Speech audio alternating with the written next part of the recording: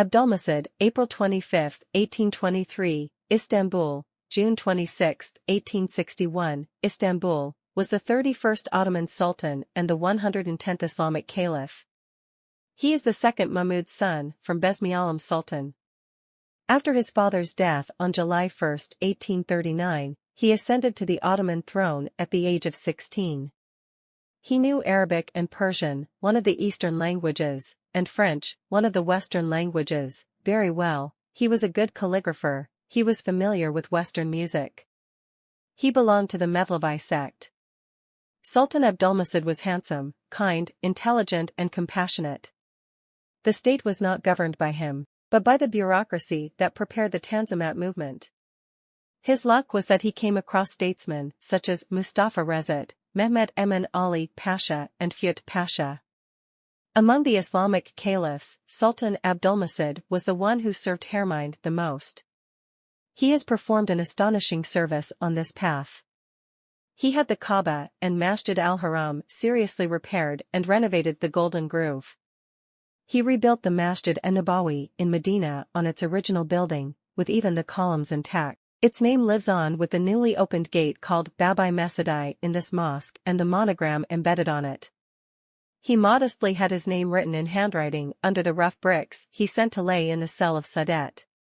He did not accept the wonderful words in the inscription prepared to be written on the belt of Babusalam and said, "The Sultanate of the two worlds belongs to the Messenger of Allah," he said. Sultan Abdulmecid Khan always witnessed firsts during his reign.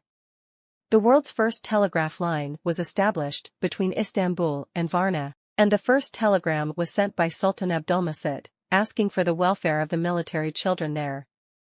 The first railway was laid between Aden and Izmir. The first paper money was issued, new courts and schools were established to train the civil servants needed by the state. The first private newspaper, the first bank, and the first census took place during the reign of Sultan Majid Khan. 4 of Sultan Abdulmecid Khan's 8 princes became sultans, and he achieved an unprecedented event in history. After his death, he wanted his tomb to be buried next to Yavuz Sultan Selim, whom he loved the most among his ancestors, and to have his tomb lower than his.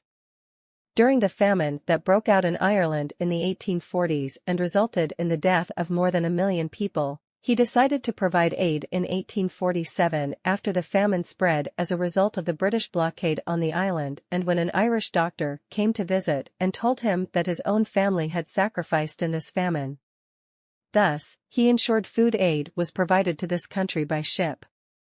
This behavior is still appreciated by the Irish people.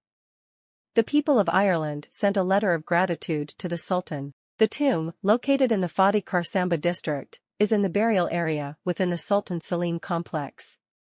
It is thought that the tomb, which does not have a construction inscription, was built in 1861.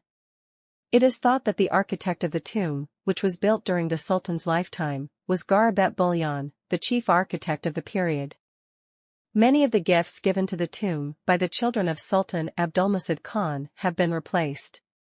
The crystal chandelier is exhibited in the Galata Mevlevi Lodge, and the silver network of the sarcophagus is exhibited in Topkapi Palace. Sultan Abdulmecid and his sons Mehmed Abdussamd, Osman Seyfeddin and Burhaneddin are buried in the tomb. 2 tombs adjacent to the Sultan's tomb, Semail Sultan, the Sultan's daughter, lies in the first, and Servet Siza Sultan, one of the Sultan's wives, lies in the second.